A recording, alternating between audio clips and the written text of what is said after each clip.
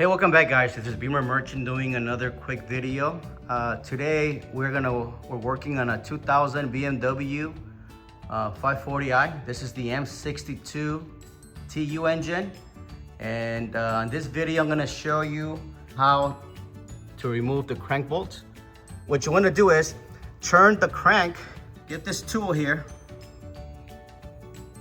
and fit it in there.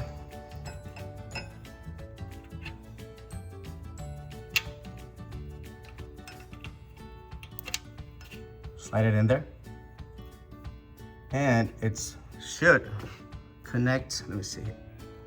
So you can see where it's about to go in, and then once with the little push, it should go in, hold the flywheel in place, and then once you do this step here, you're able to come to the front. As we lowered it, the weight of the car is what broke this bolt.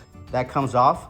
Everything else, the lower front cover comes out, and the two front covers are able to come out without the crank bolt there.